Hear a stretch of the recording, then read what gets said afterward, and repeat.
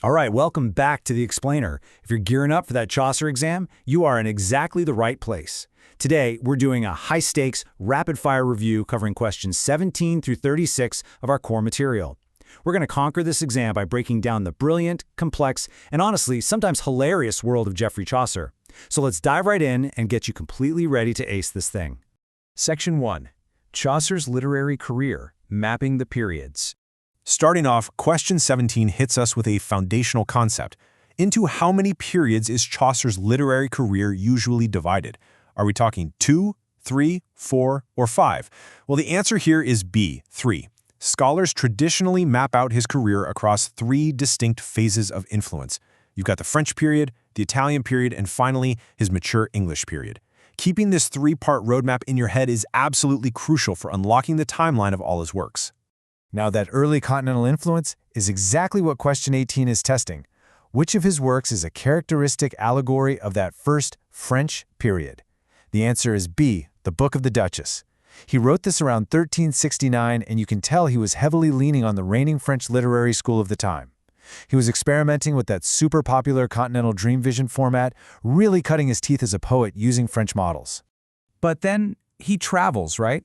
And as he goes on these diplomatic missions, he just absorbs the Italian masters. We see this play out perfectly in questions 19 and 21. For question 19, you definitely need to know that the House of Fame owes a massive, totally undeniable debt to Dante. And then for question 21, his magnificent work, Troilus and Cressida, is heavily based upon and partly translated directly from Boccaccio's Philostrato. This brilliantly shows how Chaucer wasn't just, copying, he was actively importing the absolute best of European literature right into the English language. While we're still exploring this rich Italian period, question 20 throws a bit of a trivia curveball. What is Chaucer's longest single poem? Now, you might instinctively want to jump to the Canterbury Tales because, well, it's massive. But be careful, it's a total trap. The key word here is single poem. So the correct answer is actually B, Troilus and Cressida. Remember, the Canterbury Tales is a collection of much shorter tales, but Troilus is the sweeping, continuous standalone masterpiece. All of this borrowing and learning finally culminates in question 22. What does it actually mean when we say Chaucer enters his third English period? Does he just suddenly stop reading foreign books? No way! The answer is B. It means he becomes completely artistically independent. He's still borrowing themes and plots from all over Europe, sure, but his voice, his handling of character, his whole poetic execution, it all becomes uniquely his own. He's not just imitating the French or the Italians anymore, he is undeniably, fully Chaucer. Section 2. Canterbury Tales, the setup, the rules of the road. That artistic independence we just talked about leads straight into his magnum opus. But before they hit the road, question 23 tests your knowledge of the starting line. Where do the pilgrims actually meet at the very beginning of the poem? The answer is B, the Tabard Inn, down in Southwark. Before setting off for Canterbury, they all gather at this lively, bustling tavern right across the river from London. It's literally the perfect melting pot for all these wildly different social classes to mix.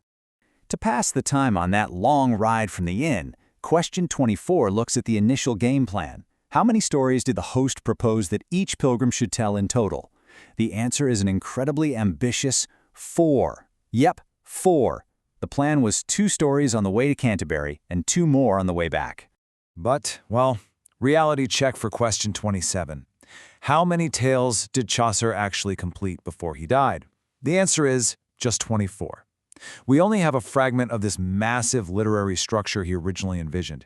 Yet, even as just a fragment of 24 tales, it still stands as one of the most important works in the entire English language. To finish up this setup, let's look at the rules of the storytelling game from questions 25 and 26. Who's keeping order among this rowdy group? The host of the Tabard Inn cleverly names himself the judge of the tales. And what's at stake here? The reward for the best story is a free supper back at the Tabard Inn, paid for by all the rest of the pilgrims. It is such a genius narrative device to create instant competition and comedy among the characters. Section 3. Meet the Pilgrims. Identity check. Now that we know the rules, let's do a rapid-fire review testing your knowledge of the specific colorful people on this journey. We're tackling questions 28, 29, and 30 together. First up, who represents the military profession? That is, of course, the knight, noble and totally chivalrous. Next, which ecclesiastical pilgrim is described as a clever rogue hawking fake relics and indulgences? That's the infamous partner, Definitely one of Chaucer's most complex, fascinating villains. Finally, what is the actual given name of the famous wife of Bath, that well-to-do clothmaker? Her name is Alison. Make sure you've got these key identities locked in for the exam. Section 4. The Knight's Tale, Epic Chivalry. Since the knight is the absolute highest-ranking member of the social hierarchy on the trip, it makes total sense that he gets to tell the very first story. Question 31 asks, which tale is best described as a chivalrous epic? As you probably guessed, the answer is C, The Knight's Tale. It's deeply heroic in its subject matter and super romantic in its tone. It perfectly reflects the worldview of the man telling it, and it sets a really high formal bar for the rest of the group. A bar, by the way, that the drunken miller will immediately try to smash to pieces in the very next tale. So the crucial point for question 34 is knowing where Chaucer actually got the idea for this epic story. What was the specific Italian source? Remember, even though Chaucer is fully in his independent English period here, he's still utilizing brilliant source material. The correct answer is B, Boccaccio's De Side.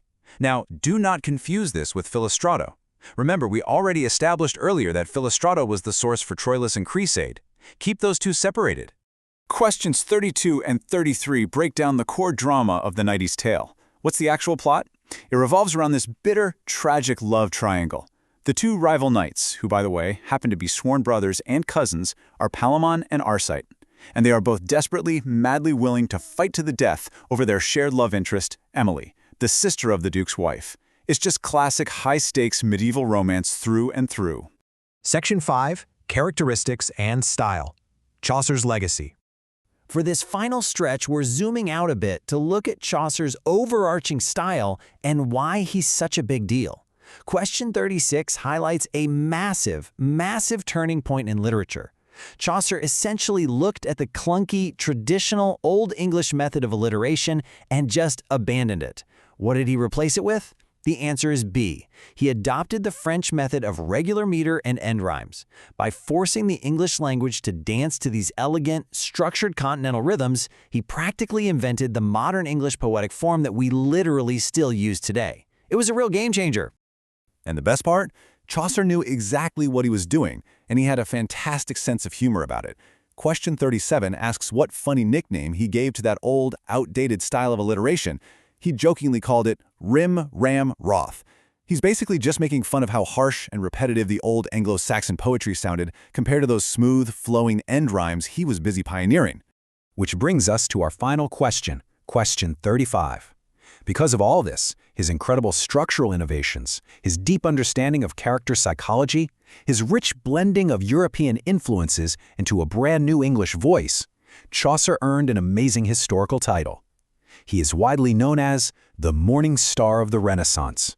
Long before the Renaissance actually dawned in England, Chaucer's light was already shining brilliantly, leading the way right out of the Middle Ages. It really makes you stop and think, doesn't it? How did the structural choices of just one single poet essentially birth modern English literature as we know it? Keep that provocative thought in mind as you head into your exam. Best of luck, and we'll see you in the next explainer.